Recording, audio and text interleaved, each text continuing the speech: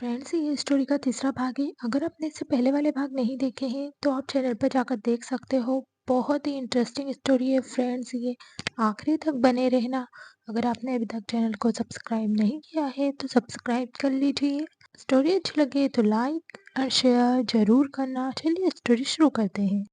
Hospital पहुंचकर दादाजी को इमरजेंसी वार्ड में लेकर जाया गया। उन सबके जाने के कुछ देर बाद आस्था को होश आया।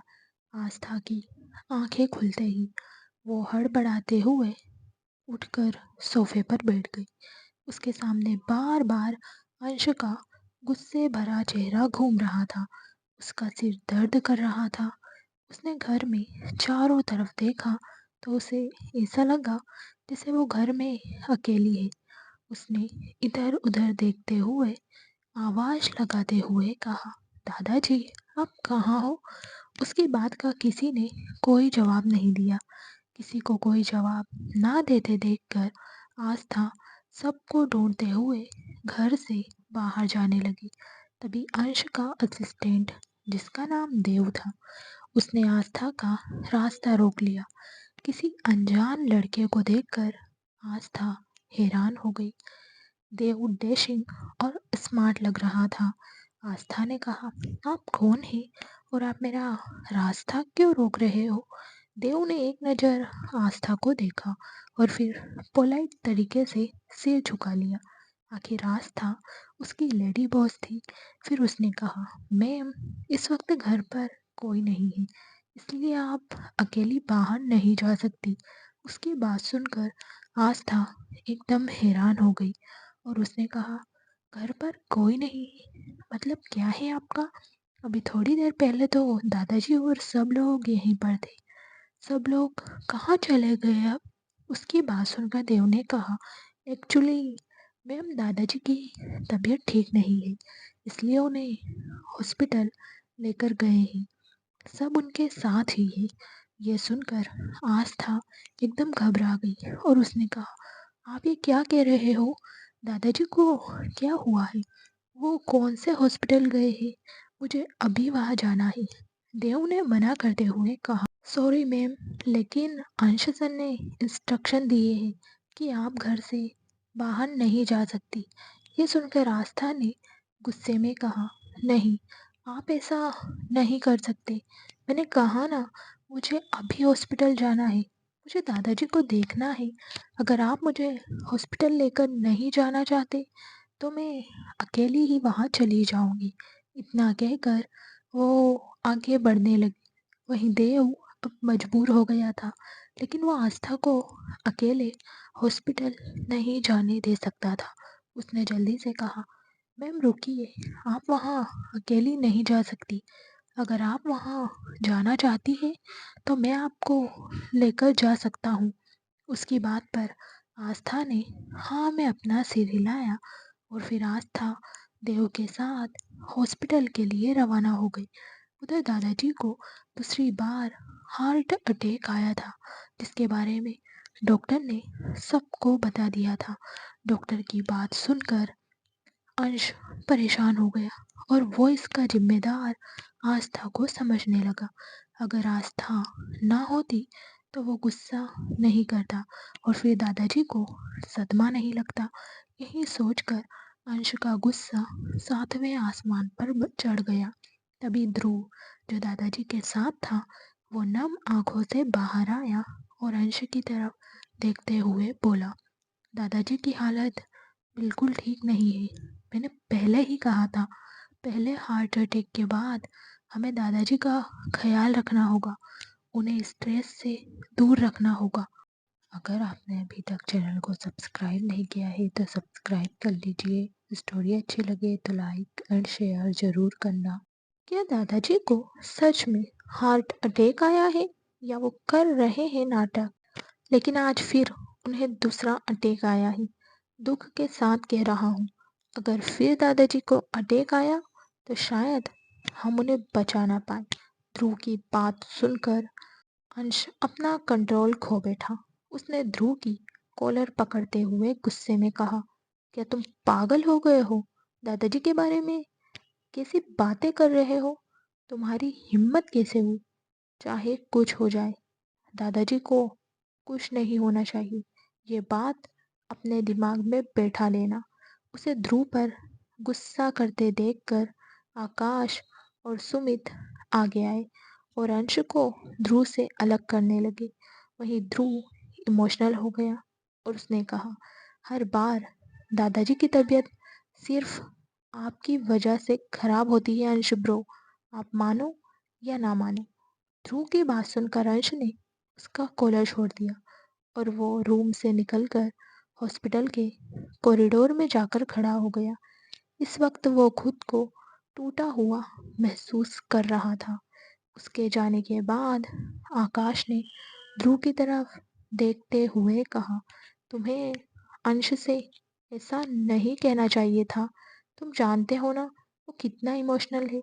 अभी वो बात कर ही रहे थे कि तभी उनकी नज़र आहान पर गई, जो सदमे की वजह से अब तक कुछ बोल नहीं पाया था। तीनों जानते थे आहान उन सब में सबसे ज्यादा कमजोर है। किसी की छोटी सी चोट या दुख देखकर उसकी हालत खराब हो जाती है। आकाश और सुमित आहान को बाहर ले गए और सुमित ने उसे समझाते हुए कहा, आहान तुम्हें छोटी छोटी बातों पर परेशान नहीं होना चाहिए। अगर तुम दादाजी के सामने ऐसे गुमसुम रहोगे तो उन्हें बुरा लगेगा। थोड़ी हिम्मत दिखाओ। वहीं ध्रुव दादाजी के पास रुक गया था। इधर अंश आंखें बंद करके दादाजी के पहले हार्ट अटैक के बारे में सोचने लगा। जब दादाजी को पहली बार हार्ट अटैक आया था तब अंश बहुत डर गया था। वो किसी भी कीमत पर दादाजी को नहीं खो सकता था। उसकी ज़िंदगी में दोस्त और उसके दादाजी के अलावा कोई रिश्ता नहीं था, कोई उसकी फैमिली नहीं थी। तभी दादाजी ने उससे शादी करने के लिए कहा था। अंश दादाजी को जल्दी ठीक करना चाहता था, इसलिए उसने हाँ कह दिया।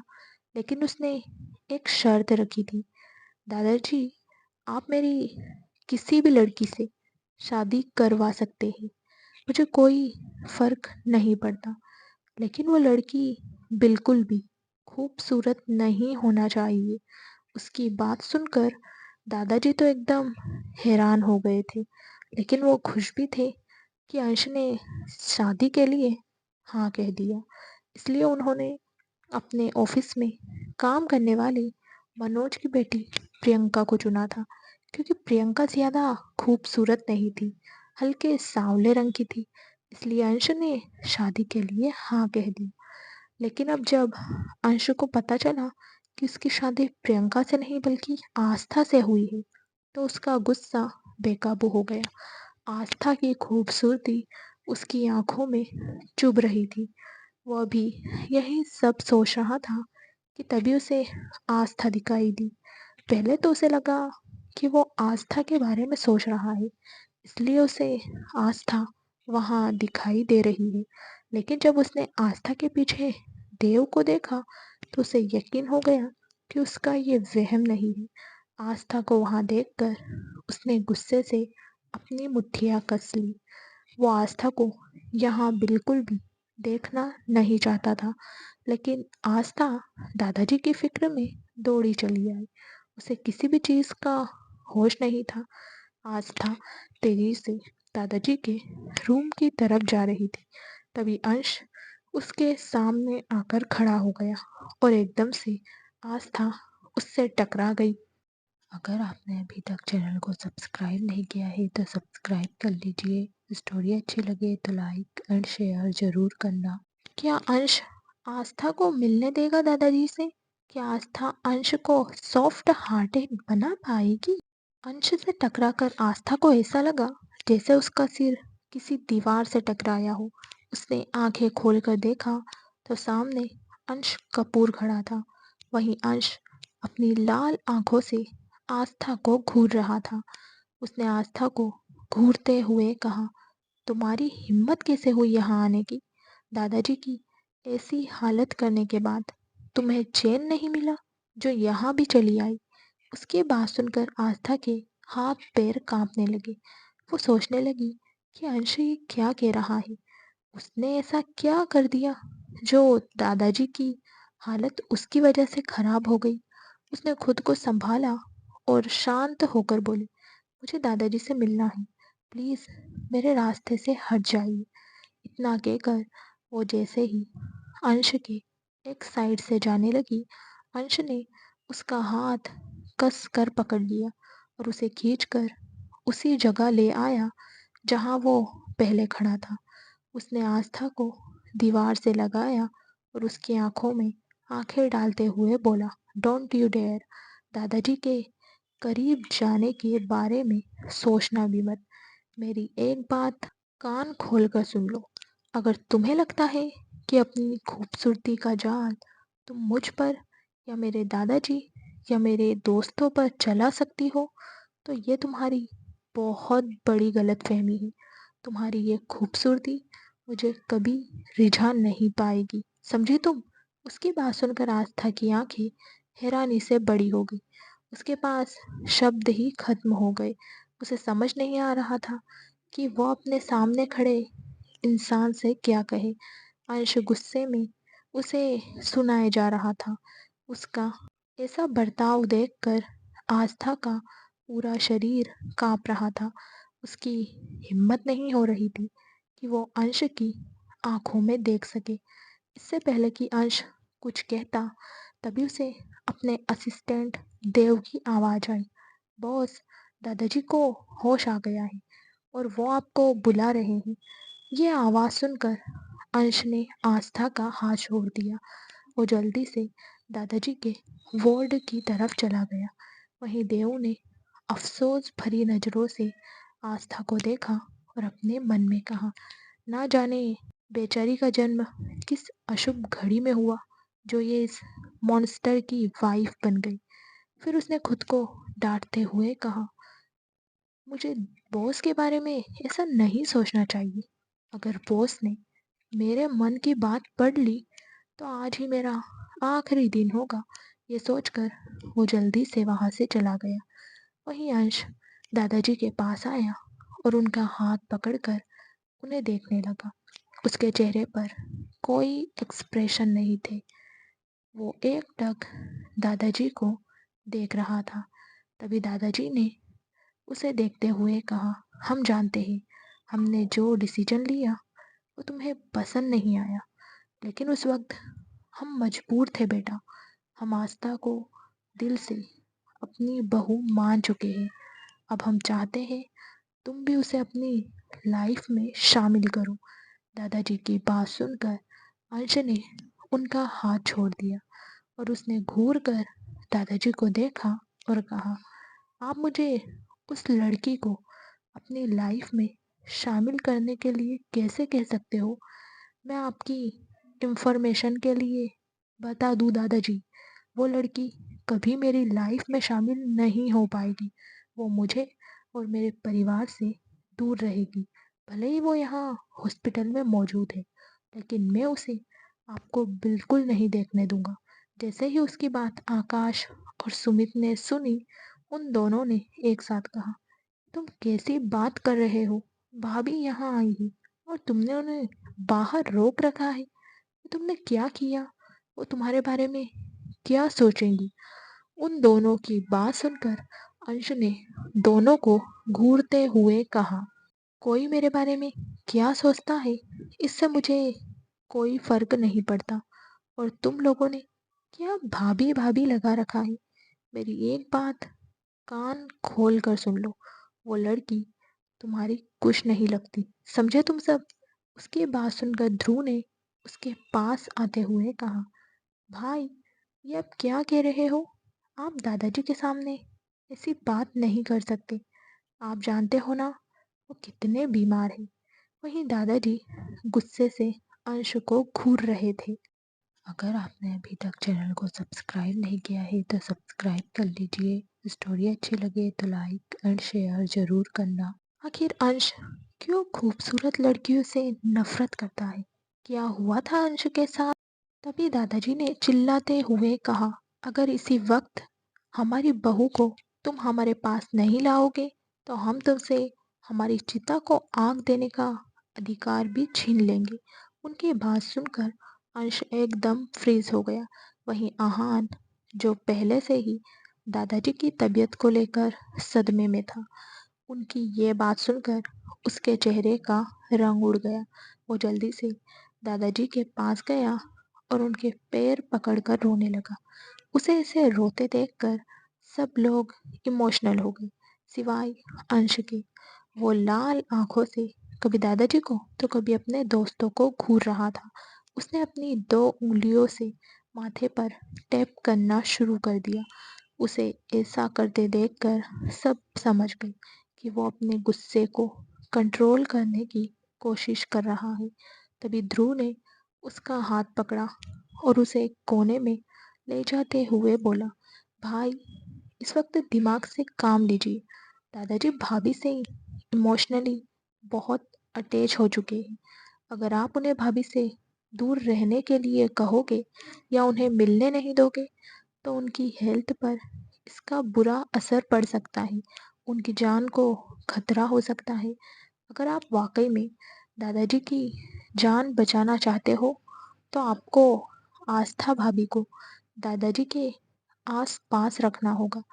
भले ही आप उन्हें दिल से एक्सेप्ट करो या ना करो, लेकिन दादाजी की हेल्थ और खुशी के लिए आप उनके साथ दादाजी के सामने अच्छे से बिहेव तो कर सकते हो। ध्रुव की बात सुनकर अंश ने चिल्लाते हुए कहा, ये तुम कैसी बात कर रहे हो? मुझे उस लड़की के लिए एक्टिंग करनी होगी? मैं ऐसा कुछ भी नहीं करूँगा।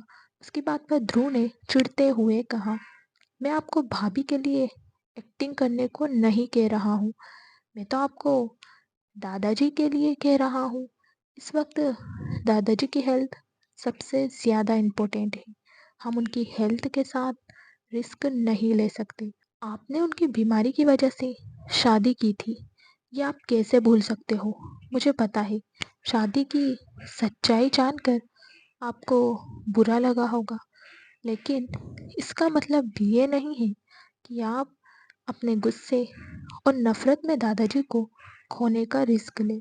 उसकी बात सुनकर अंश सोच में पड़ गया। उसने अपने मन में कहा, अगर वो लड़की दादाजी की जान बचाने में मुझे काम आ सकती है तो मैं उसका यूज़ करूँगा और उसे अपने हिसाब से हैंडल करूँगा। ये सोचते हुए वो जल्दी से रूम से बाहर निकलकर आस्था की तरफ बढ़ गया। वहीं आस्था अंश के ऐसे बिहेवियर को देखकर कांप रही थी। वो इस वक्त दीवार से लगकर खड़ी थी और उसकी आंखों से आंसू बह रहे थे। तभी अंश उसके पास आया और उसका हाथ पकड़कर उसे अपनी तरफ खींच लिया। उसकी इस हरकत पर आस्था अपनी काली आंखों से उसे देखने लगी। उसका चेहरा एकदम मासूम बच्चे की तरह प्यारा और क्यूट लग रहा था। एक पल के लिए तो आस्था की आंखों में आंसू देखकर अंश के दिल में कुछ हुआ, लेकिन अगले ही पल उसने खुद को संभाल लिया और कहा, तुम वाकई में मेरी सोच से भी ज्यादा स्मार्ट निकली। तुमने आते ही मेरे दादाजी पर कब्जा जमा लिया। अब वो मुझसे ज्यादा तुम्हारी फिक्र कर रहे हैं। वो तुम्हें देखना चाहते हैं। वाकई में बहुत स्मार्ट हो तुम। इतने बड़े खानदान में, इतने बड़े घर में आकर तुमने सबसे पहले उस इंसान को अपना निशाना बनाया जो तुम्हारे बहकावे में आसानी से आ सकता था। लेकिन मेरी बात कान खोलकर सुनो। भले ही तुमने छल कपट से उससे शादी की, लेकिन मेरी जिंदगी में तुम्हारी कोई हैसियत नहीं है। तुम कभी अंश कपूर की बीवी नहीं बन पाओगी। अगर आपने अभी तक चैनल को सब्सक्राइब नहीं किया है तो सब्सक्राइब कर लीजिए। स्टोरी अच्छी लगे तो लाइक एंड शेयर जरूर करना। आस्था कभी अंश को उसके पास्ट से बाहर निकाल पाएगी? क्या करेगा अब अंश उसके साथ? भले ही तुमने इस मासूम चेहरे से मेरे दादाजी को अपने जाल में फंसा लिया, लेकिन आज के बाद तुम्हारे आंसू सिर्फ मेरे सामने बहेंगे। अगर भूलकर भी तुमने एक भी आंसू दादाजी के सामने बहाया तो मैं तुम्हारे पूरे खानदान को मिटा दूंगा। मैं तुम्हें भी जिंदा नहीं छोड़ूंगा। कल शादी हुई थी ना, और आज मैं तुम्हें डाइवोर्स दे दूंगा। जैसे ही दादाजी ठीक होंगे, मैं डाइवोर्स पेपर रेडी करवा कर तुम्हें बता दूंगा। उसकी बात सुनकर आस्था की तो सांसें रुक गई। वो तो सपने में भी नहीं सोच सकती थी। अभी तो उनकी शादी को 24 घंटे ही हुए थे, और उसका पति उसी के सामने उसे डाइवोर्स देने की बात कर रहा था, और दादाजी के सामने उसे खुश रहने की एक्टिंग करने को कह रहा था। उसकी हैरानी का कोई ठिकाना नहीं था। अंश का स्ट्रॉन्ग ऑरा और उसकी आंखों को देखकर आस्था की तो हिम्मत नहीं हो रही थी कि वो कोई सवाल कर सके। फिर भी उसने हिम्मत करके कहा, आप ये क्या कह रहे हो? अभी तो शादी हुई है, आप ऐसा कैसे कर सकते हो? इतना कहकर वो अंश को घूरने लगी। वहीं उसके ऐसे बोलने से अंश चिढ़ रहा था। उसने आस्था से अपनी नजरें फेरते हुए कहा, अपना ये हुलिया ठीक करो, तुम्हें अभी दादाजी से मिलने जाना है। उसकी बात सुनकर आस्था ने एक मासूम बच्चे की तरह हाँ में अपना सिर हिलाया, और अपने आंसू साफ करके अंश के पीछे पीछे चलने लगी। 1 मिनट में ही वो दोनों दादाजी के वार्ड में पहुंच गए। जैसे ही आस्था की नज़र दादाजी पर गई, उसकी आंखें नम हो गई। लेकिन उसने तुरंत अपने आंसू साफ किए। तभी दादाजी ने उसे अपने पास आने का इशारा किया, तो आस्था उनके पास जाकर बैठ गई। दादाजी ने उसका हाथ थाम लिया। दादाजी की ऐसी हालत देखकर आस्था इमोशनल हो रही थी, लेकिन उसने अपने आंसुओं को रोक रखा था। वहीं अंश आस्था और दादाजी के हाथ को घूर रहा था। उसने अपने मन में कहा, थोड़ी देर पहले जब मैंने दादाजी का हाथ पकड़ा था, तब इन्होंने मेरा हाथ झटक दिया, लेकिन इसका हाथ कैसे प्यार से पकड़ रखा है। कल की आई लड़की ने कुछ घंटों में ऐसा क्या जादू कर दिया, जो मेरे दादाजी मेरे नहीं रहे, मुझसे बगावत करने लग गए। इस लड़की को तो मैं बाद में देखूंगा। ये सोचते हुए वो आस्था को घूर रहा था। वहीं आस्था बहुत नर्वस थी। वो हल्की मुस्कान के साथ दादाजी से बातें कर रही थी। तभी आकाश ने पूछा, भाभी, आपकी तबीयत कैसी है? आप तो बेहोश हो गई थी, अब तो आप ठीक हो ना? उसकी बात सुनकर अंश ने अपने मन में कहा, इन सबको हो क्या गया है? कितने प्यार से बात कर रहे हैं इस लड़की से, जैसे शहद खाकर आए हो। मेरे सामने तो इनकी जुबान नहीं खुलती। तभी ध्रुव आकाश के पास आया और बोला, क्या तुम्हें मेरे ट्रीटमेंट पर शक है? द ग्रेट ध्रुव सक्सेना ने भाभी का इलाज किया था। भाभी बिल्कुल ठीक है। उसकी बात सुनकर आस्था ने मुस्कुराते हुए कहा, आकाश भाई, ध्रुव जी बिल्कुल ठीक कह रहे हैं। ध्रुव जी बेस्ट डॉक्टर है। इन्होंने मुझे इतनी जल्दी ठीक कर दिया। फिर उसने ध्रुव की तरफ देखते हुए कहा, मेरी आपसे रिक्वेस्ट है, आप दादाजी को भी मेरी तरह जल्दी से ठीक कर दीजिए, ताकि हम उन्हें घर लेकर जा सकें। उसकी बात सुनकर ध्रुव ने कहा, भाभी, आप क्यों परेशान हो रही है? दादाजी का ट्रीटमेंट चल रहा है। उनकी तबीयत अब काफ़ी हद तक ठीक है। डोंट वरी, 2 घंटे में उनकी रिपोर्ट्स आ जाएंगी, और फिर मैं खुद दादाजी को घर लेकर आऊँगा। तब तक आप भाई के साथ घर जाइए और आराम कीजिए। आपकी तबीयत ठीक नहीं है। रिपोर्ट्स और फॉर्मेलिटी में 2 से 3 घंटे लगेंगे। ध्रुव की बात सुनकर आस्था के होठ कांपने लगे। अगर आपने अभी तक चैनल को सब्सक्राइब नहीं किया है तो सब्सक्राइब कर लीजिए। स्टोरी अच्छी लगे तो लाइक एंड शेयर जरूर करना। क्या होगा जब दादाजी को अंश की हरकत के बारे में पता चलेगा? क्या वो अंश को माफ करेगा? उसने अपने मन में कहा, मैं इस मॉन्स्टर के साथ अकेले नहीं जाना चाहती। मैं यहीं आप लोगों के साथ रहना चाहती हूँ। वो मन ही मन खुद से बातें कर रही थी। वहीं अंश तिरछी नजरों से आस्था के रिएक्शन को देख रहा था।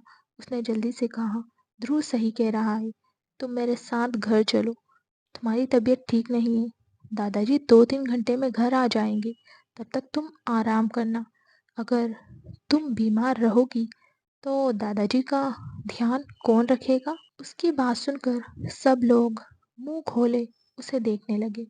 वहीं दादाजी मुस्कुराते हुए अंश को देखने लगे। वो तो यही चाहते थे कि अंश अपनी बीवी से अच्छे से पेश आए। अंश का आस्था के साथ ऐसा बिहेवियर उनके दिल को सुकून दे रहा था। तभी आहान सुमित के पास गया और उसे कोहनी मारते हुए बोला, ये क्या था? क्या तुमने भी वही सुना जो मैंने सुना? उसकी बात सुनकर सुमित ने आकाश को कोहनी मारते हुए कहा, क्या तूने भी वही सुना जो मैंने सुना है? आकाश ने ध्रुव को कोहनी मारी और बोला, क्या तूने वही सुना जो मैंने? चारों बौखलाहट में एक दूसरे को कोहनी मार रहे थे। वहीं ध्रुव ने आखिरी में अंश को कोहनी मारते हुए पूछा, ये क्या था? क्या तुमने भी वही सुना है जो मैंने सुना? उसकी बात सुनकर अंश ने कन्फ्यूजन से उसे देखा तो ध्रुव को एहसास हुआ कि उसने अंश को कोहनी मार दी है। यह एहसास होते ही चारों इधर उधर देखने लगे जैसे कुछ हुआ ही ना हो।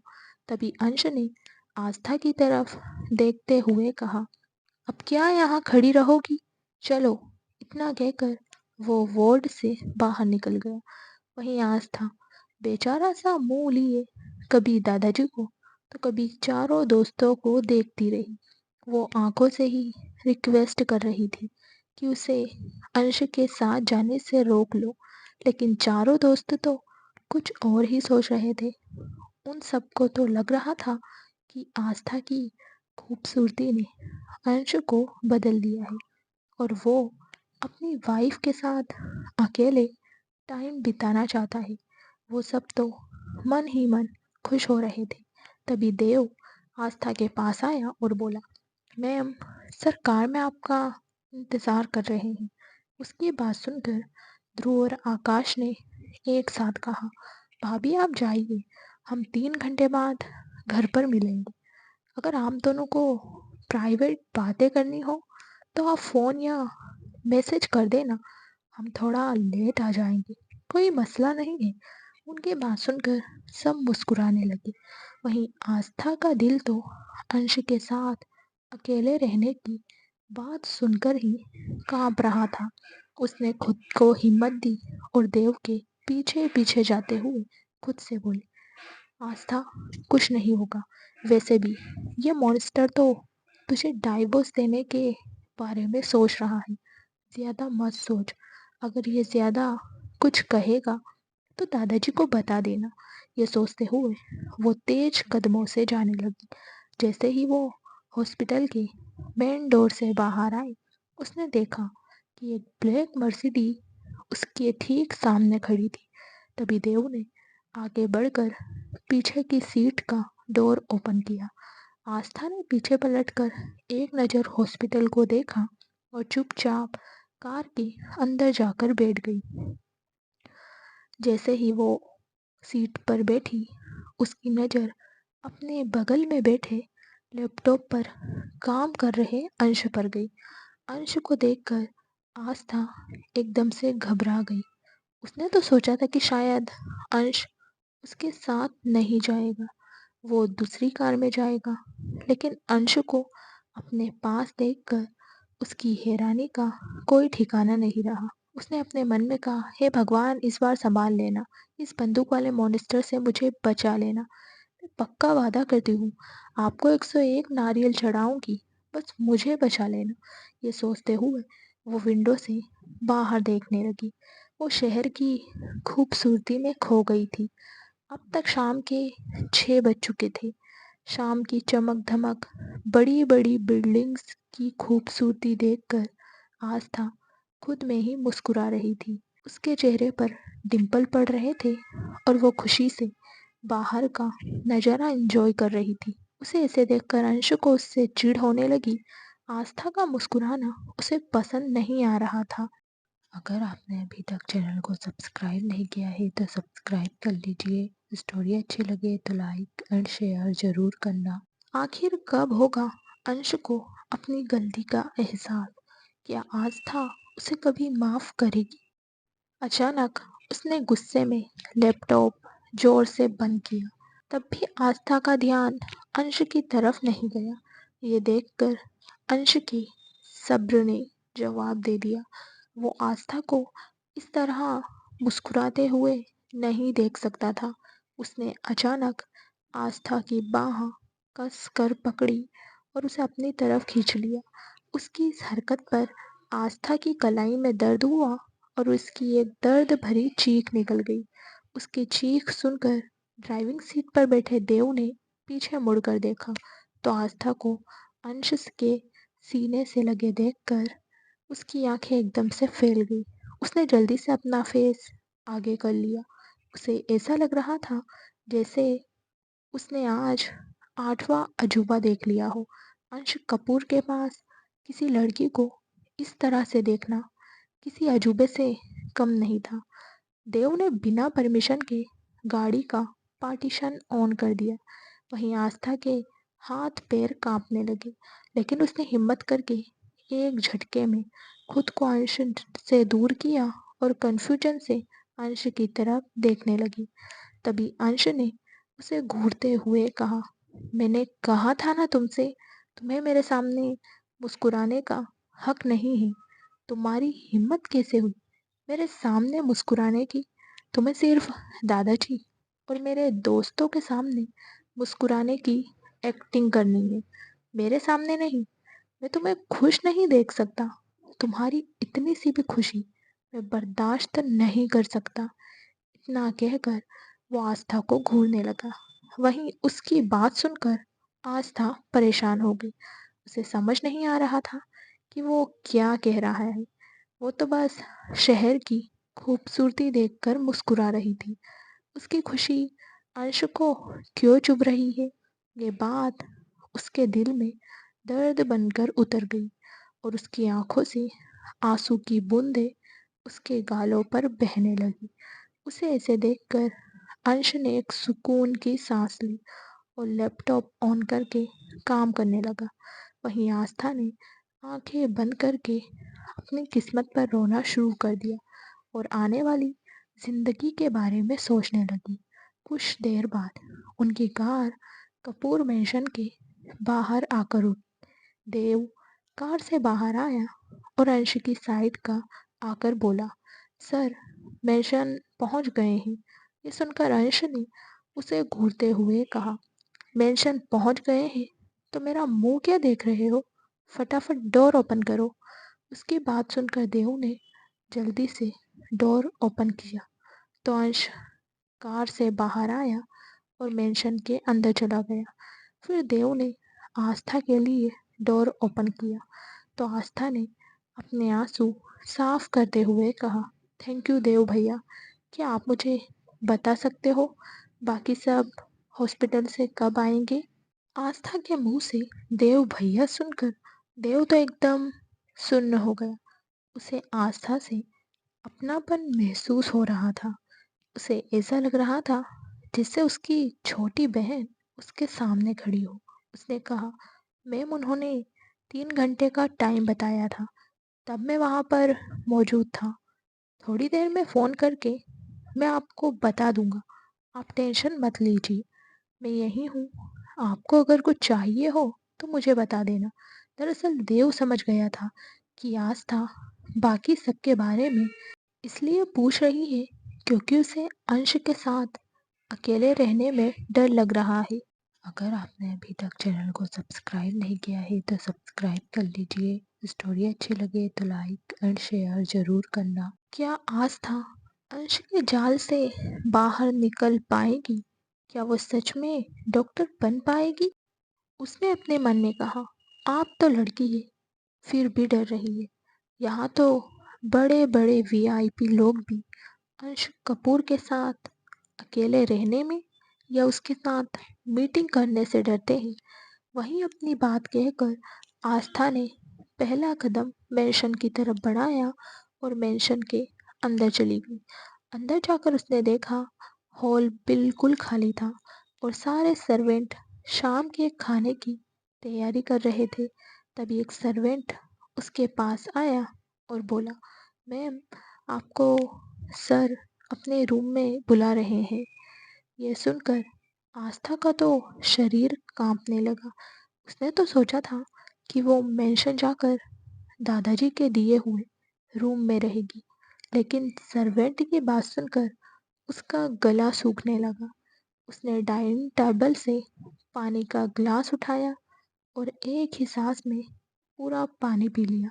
वो खुद को अंश के रूम में जाने के लिए तैयार कर रही थी, क्योंकि उसे पता था अगर उसने अंश की बात नहीं मानी तो अंश उसके परिवार को खत्म करने में एक सेकंड भी नहीं लगाएगा। परिवार के नाम पर उसके पास सिर्फ मामा मामी और नानी ही थे। उसे अपने मामा मामी की ज़्यादा टेंशन नहीं थी, लेकिन अपनी माँ नानी से वो अपनी जान से भी ज़्यादा प्यार करती थी। वो नहीं चाहती थी कि उसकी वजह से उसकी नानी पर कोई आ जाए।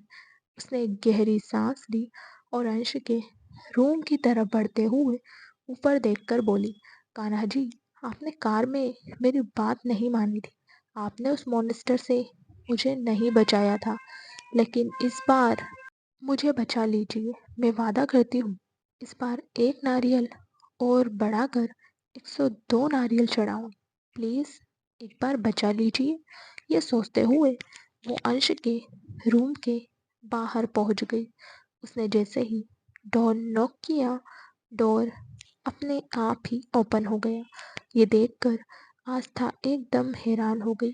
उसने खुद से कहा, मैंने तो डोर ओपन ही नहीं किया और ये अपने आप ही खुल गया। तभी उसे अंश की आवाज़ आई, अब क्या बाहर खड़ी रहोगी या पूरी रात मुझे तुम्हारे रूम में आने का इंतज़ार करना होगा? उसकी बात सुनकर आस्था ने चारों तरफ देखा, लेकिन उसे अंश कहीं दिखाई नहीं दिया।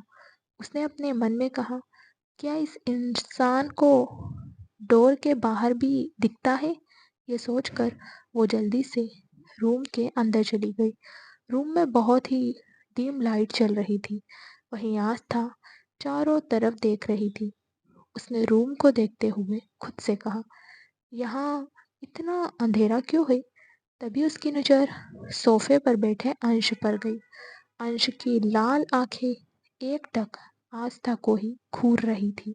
डिम लाइट में सिर्फ उसकी आंखें चमक रही थी।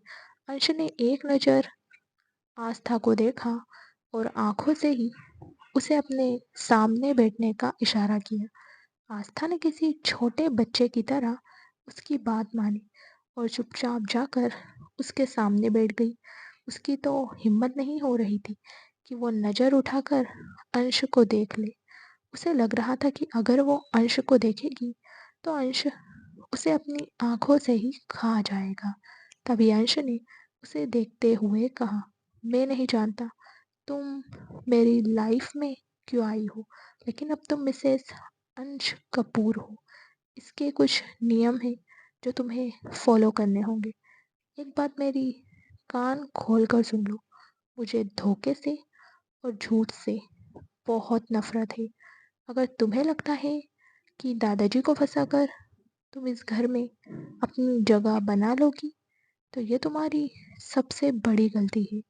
भले ही तुमने अपने मासूम चेहरे से मेरे भोले भाले दादाजी और दोस्तों को फंसा दिया, लेकिन अंश कपूर को अपने जाल में तुम कभी नहीं फंसा पाओगी।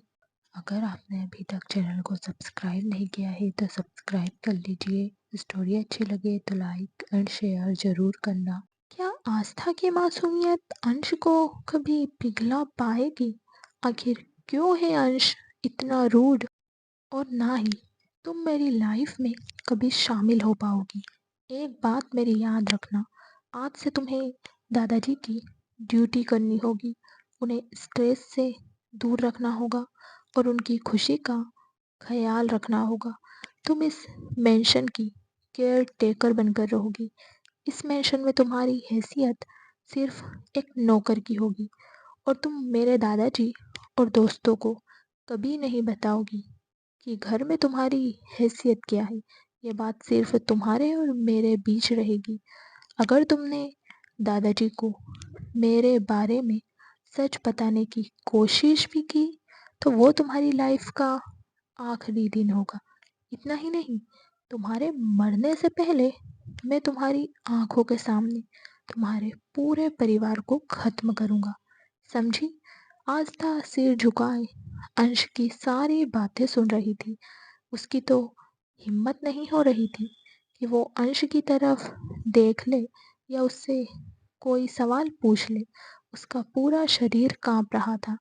कब उसकी आंखों से आंसू उसके गालों पर आ गए उसे पता ही नहीं चला। उसके आंसू देखकर अंश ने सोफे से खड़े होते हुए कहा, ये आंसू सिर्फ मेरे सामने बहने चाहिए। दादाजी के सामने एक कतरा आंसू भी दिखा तो तुम्हारे लिए ठीक नहीं होगा। जब दादाजी ठीक हो जाएंगे फिर मैं तुम्हें जाने दूंगा। और टेंशन मत लो, तुमने पैसों के लिए शादी की है तो मैं तुम्हें अच्छी कीमत भी दूंगा, लेकिन अगर धोखा या झूठ निकला तो तुम्हारा अंत उसी दिन होगा। उसकी बात सुनकर आस्था ने अपने मन में कहा, मैंने ऐसा क्या किया है कि यह मुझसे इस तरह से बात कर रहा है। उसे इस वक्त बहुत रोना आ रहा था। आज तक उससे किसी ने भी इतने सख्त लहजे में बात नहीं की थी। अंश का हर शब्द उसे सजा की तरह लग रहा था। वो अंश की नफरत को महसूस कर सकती थी। उसने अपने मन में कहा, मैं तो बहुत अच्छी हूँ। मैंने तो कभी किसी का बुरा नहीं किया। पूरे गांव में लोग मुझसे प्यार करते थे। लेकिन ये आदमी जो मेरा पति बन बैठा है, ये मुझे बिना जाने मुझसे इतनी ज़्यादा नफरत क्यों कर रहा है? मैंने ऐसा क्या किया है जो ये मुझसे अपनी दुश्मनी निकाल रहा है?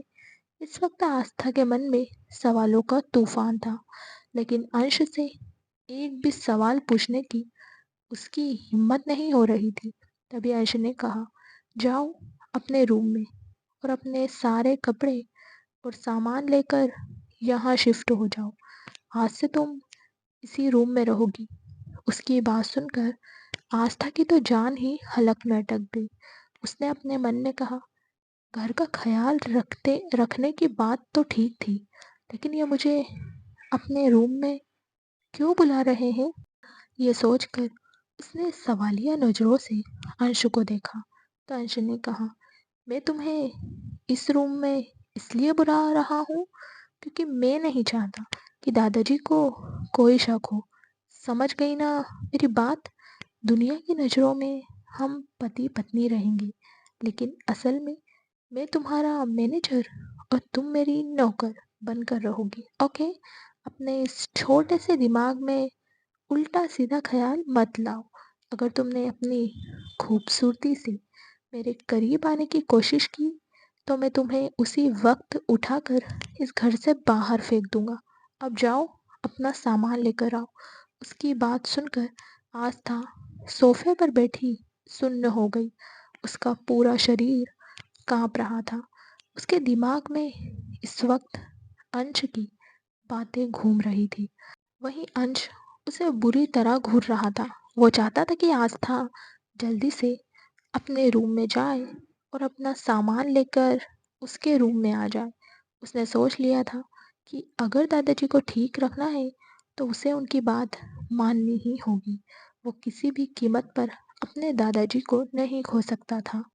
अगर आपने अभी तक चैनल को सब्सक्राइब नहीं किया है तो सब्सक्राइब कर लीजिए। स्टोरी अच्छी लगे तो लाइक एंड शेयर ज़रूर करना। क्या होगा जब आस्था को अंश के बारे में पता चलेगा? क्या वो रहेगी अंश के साथ? क्योंकि दादाजी ने उसे बचपन से पाला था और उसका ख्याल रखा था।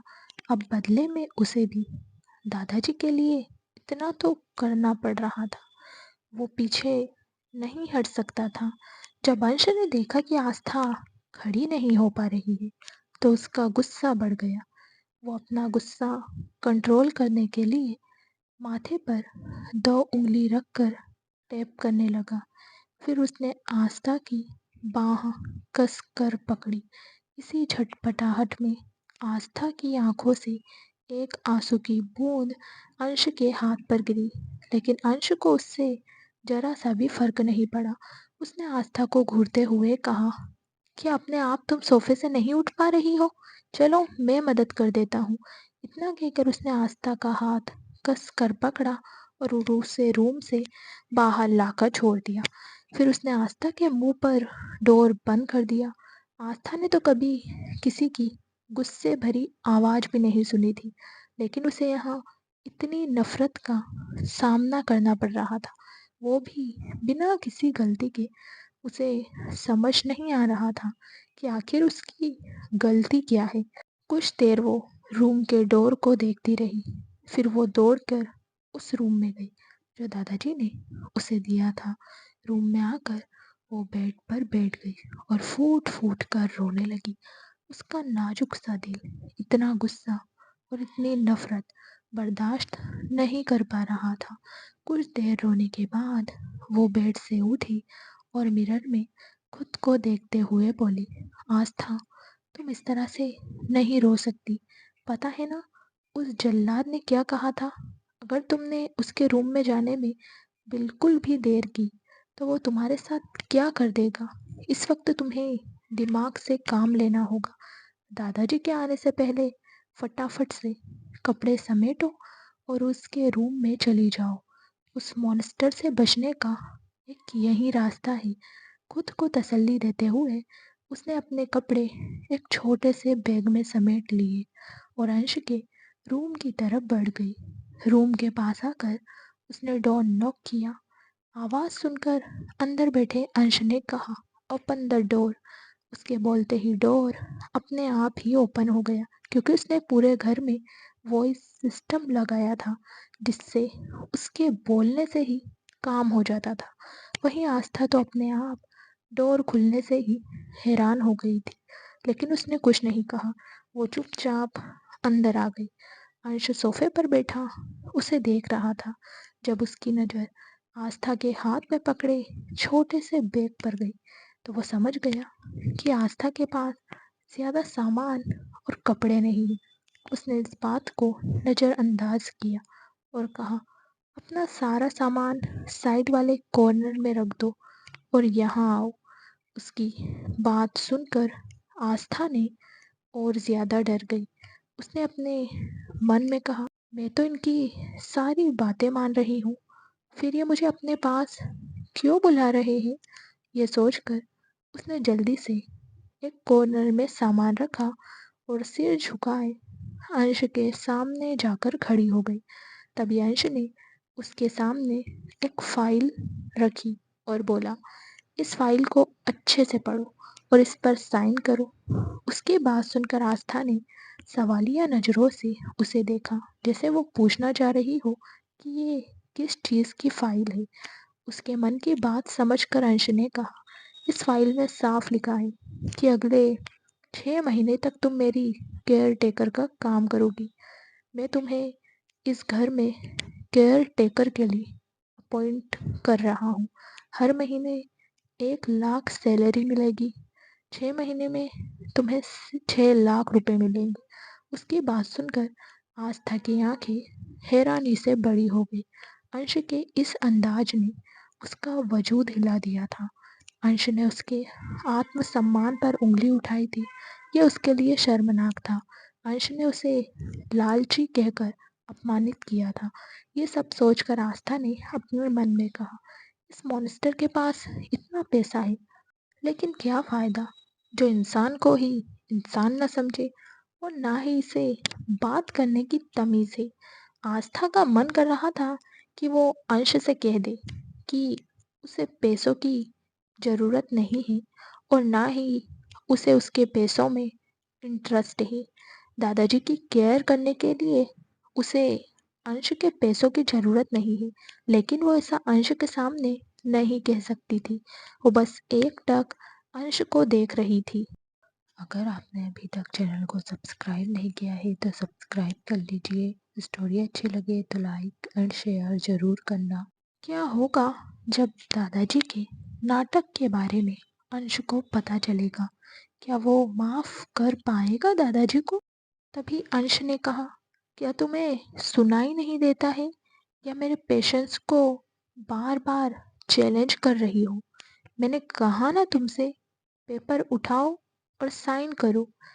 एक बात याद रखना, अगर तुमने अंश कपूर के नाम का मिसयूज करने की कोशिश की तो तुम्हें ऐसी सजा मिलेगी जिसके बारे में तुम सोच भी नहीं सकती।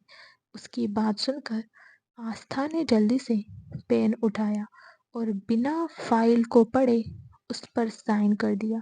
वो बस अंश से पीछा छुड़ाना चाहती थी।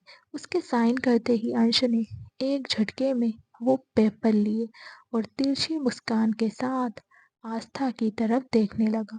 उसने अचानक वो पेपर बेड पर फेंके और आस्था की तरफ बढ़ने लगा। उसे देखकर आस्था डर की वजह से पीछे हटने लगी। पीछे जाते जाते वो वॉल से टकरा गई। उसने अपने मन में कहा, हे कान्हा, अब मैं कहाँ जाऊँ? इस मॉन्स्टर से कैसे बचूं?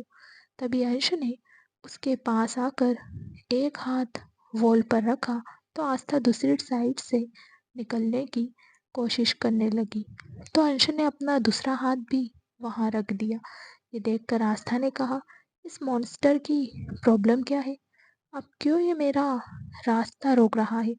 पता नहीं इसके दिमाग में क्या चल रहा है।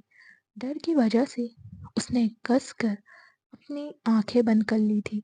वहीं अंश ने एकटक उसके चेहरे को देखते हुए कहा, तुम जानती हो तुमने किस पेपर पर साइन किए हैं? क्या तुम पढ़ी लिखी नहीं हो?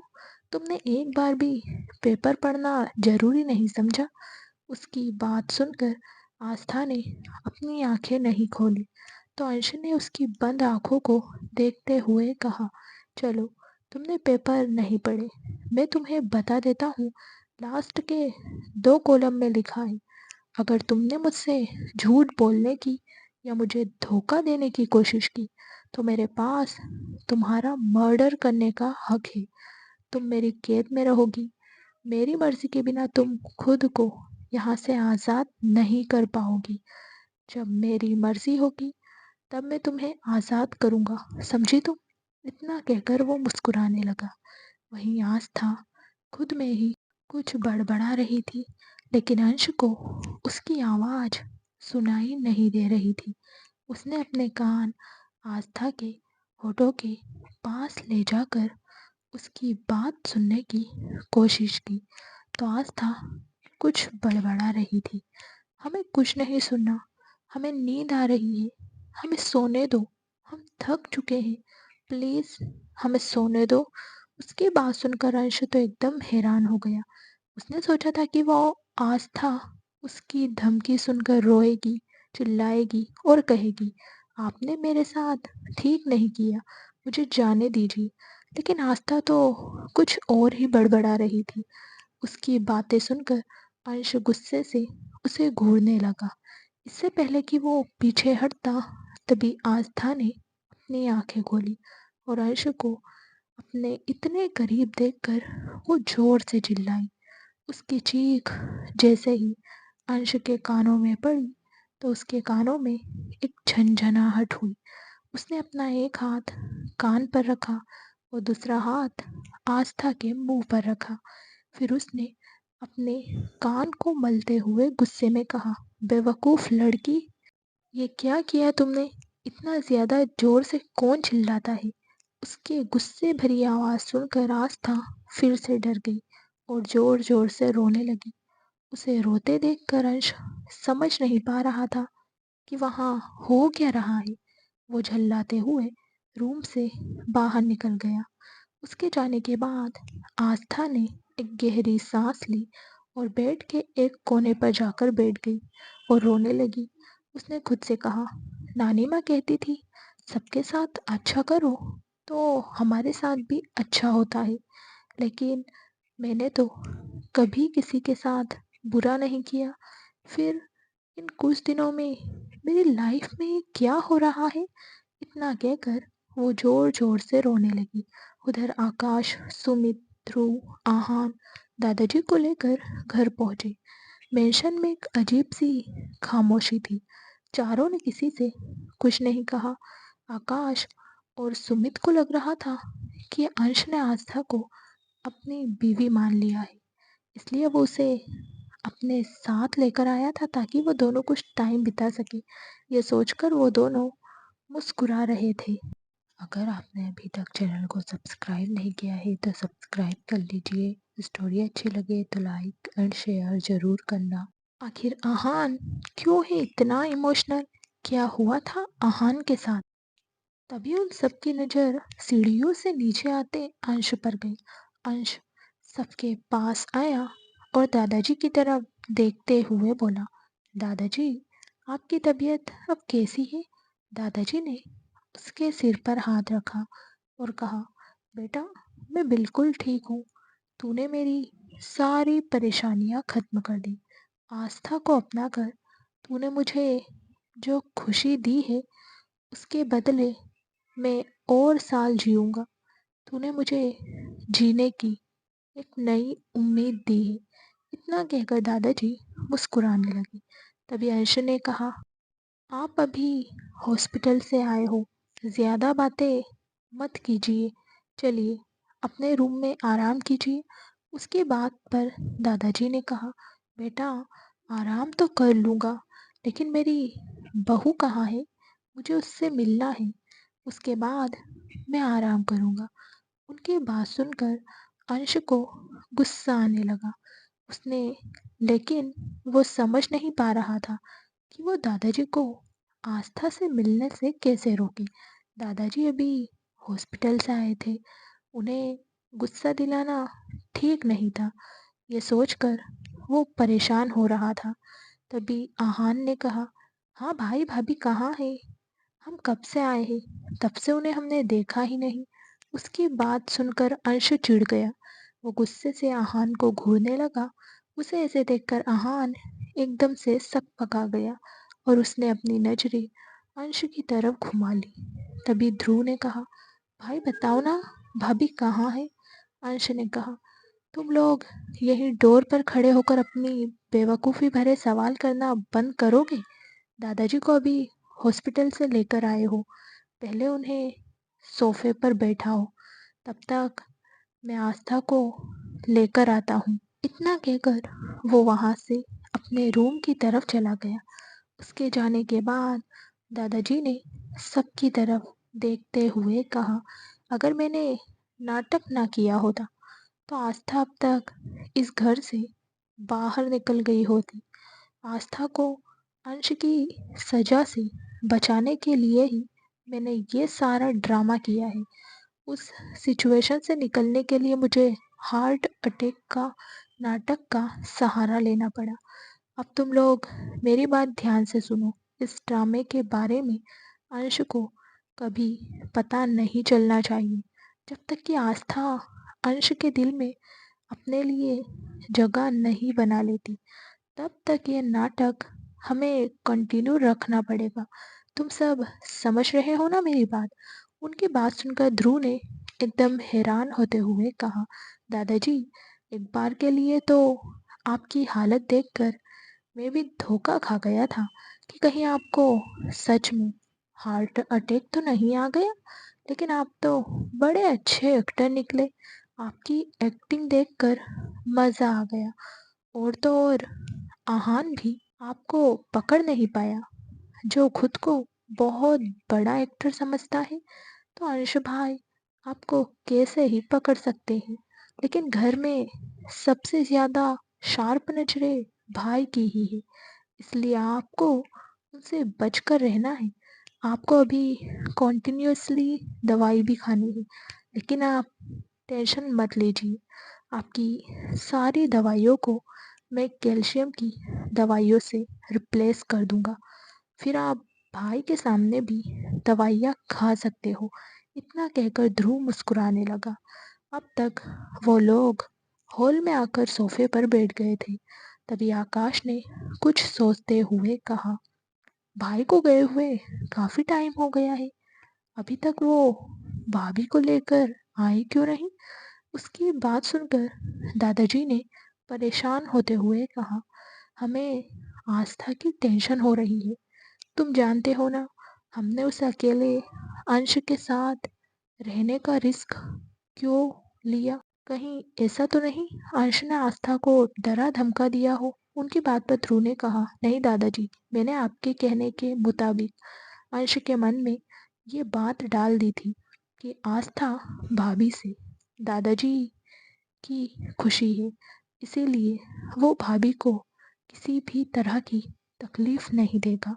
भाभी के लिए अंश एक्टिंग कर रहा है, लेकिन आप जानते ही हो, धीरे धीरे जब एक दूसरे के साथ दोनों रहेंगे तो प्यार भी हो ही जाएगा। बस एक बार इन दोनों को प्यार हो जाए, फिर तो भाई भाभी को छोड़कर कहीं नहीं जाएंगे। उसकी बात सुनकर सुमित ने उसकी तारीफ करते हुए कहा, यार, एक बार के लिए तो तेरी बातें सुनकर मुझे लगा था कहीं अंश भाई तेरा गला ना दबा दे। वो चारों ही अपने अपने किए गए कारनामों के बारे में बात करते हुए मुस्कुरा रहे थे। अगर आपने अभी तक चैनल को सब्सक्राइब नहीं किया है तो सब्सक्राइब कर लीजिए। स्टोरी अच्छी लगे तो लाइक एंड शेयर ज़रूर करना। क्या होगा जब इन सब दोस्तों की लाइफ में आएगी इनकी जीवन साथी? वहीं अंश जैसे ही आस्था को लेने के लिए अपने रूम में आया, उसने देखा कि आस्था बेड के एक साइड में सो रही थी और उसके गालों पर आंसुओं की लकीरें साफ दिखाई दे रही थी। उसे ऐसे देखकर अंश तो एकदम हैरान हो गया। तभी उसे याद आया कि कुछ देर पहले आस्था बोल रही थी कि उसे सोना है, उसे बहुत नींद आ रही है। ये सोचकर उसने खुद से कहा, इस लड़की को मैंने इतनी बातें सुनाई, लेकिन फिर भी इतनी आसानी से सो गई। नो मिसेस आस्था अंश कपूर, तुम्हें इस तरह से मज़े से सोने का कोई हक नहीं है। अब तुम मेरी कैद में हो। अब मैं जैसा चाहूँगा तुम्हें वैसा ही करना होगा। अभी तुम्हें मेरे दादाजी बुला रहे हैं, तो तुम्हें उठना होगा। इतना कहकर उसने साइड टेबल पर रखा पानी का जग उठाया और सोती हुई आस्था पर उड़ेल दिया। आस्था जो आराम से सो रही थी, इस तरह से अपने ऊपर पानी गिरने की वजह से वो उठकर बैठ गई और चिल्लाते हुए बोली, नानी, बाढ़ आ गई, मुझे बचाओ नानी, आप कहाँ हो? उससे इस तरह की बातें सुनकर अर्श एकदम हैरान हो गया। उसकी बातें बाहर ना जाए, इसलिए उसने जल्दी से आस्था के मुंह पर हाथ रख दिया। हालांकि अंश का रूम साउंड प्रूफ था, इसलिए ना ही अंदर की आवाज़ बाहर जा सकती थी और ना ही बाहर की आवाज़ अंदर आ सकती थी। लेकिन फिर भी अंश कोई रिस्क नहीं लेना चाहता था। उसने गुस्से में कहा, इतना क्यों चिल्ला रही हो? क्या थोड़ा धीरे नहीं बोल सकती तुम? तुम्हारी हिम्मत कैसे हुई बिना मुझसे पूछे सोने की? मेरी मर्जी के बिना तुम्हें कोई भी काम करने की ज़रूरत नहीं है, लेकिन तुमने ऐसा किया है और मेरे बनाए रूल को तोड़ने की कोशिश की है। उसकी बात सुनकर आस्था को एकदम से जैसे होश आ गया। वो कुछ कहना चाहती थी, लेकिन अंश का हाथ अपने मुंह पर महसूस करके वो कुछ बोल नहीं पा रही थी। वो सिर्फ अपनी बड़ी बड़ी आंखों में कन्फ्यूजन लिए अंश को घूर रही थी। तभी अंश ने गुस्से में कहा, तुम्हारे मुंह पर क्या ताला लगा हुआ है? बोल क्यों नहीं रही हो? मेरी बातों का जवाब दो। उसकी बात सुनकर आस्था अपनी पलकें झपकाने लगी। वो अंश को बताना चाहती थी कि उसका हाथ उसके मुंह पर रखा है, वो कैसे कुछ भी बोल सकती है। जब अंश ने उसका इशारा नहीं समझा तो आस्था ने उसके हाथ पर हल्का सा बाइट कर लिया। अगर आपने अभी तक चैनल को सब्सक्राइब नहीं किया है तो सब्सक्राइब कर लीजिए। स्टोरी अच्छी लगे तो लाइक एंड शेयर ज़रूर करना। क्या दादाजी के कहने पर आस्था अंश के साथ रहेगी? क्या वो अंश को बदल पाएगी? आस्था के बाइट करते ही अंश ने तुरंत उसके मुंह से अपना हाथ हटा लिया और खा जाने वाली नजरों से आस्था को घूरते हुए बोला, तुम्हारी हिम्मत कैसे हुई अंश कपूर को बाइट करने की? उसकी बात सुनकर आस्था जल्दी से उठी और गहरी सांस लेते हुए बोली, हम कब से आपको ये बताने की कोशिश कर रहे थे कि आपने हमारे मुंह पर हाथ रखा है। हम कैसे भला कुछ बोल सकते हैं? ये कहते हुए वो अंश को घूर रही थी। उसे पक्का यकीन था, अगर आज अंश अपना हाथ नहीं हटाता तो वो बेहोश हो जाती। उसने बड़ी ही मासूमियत और भोलेपन से ये सब कहा था।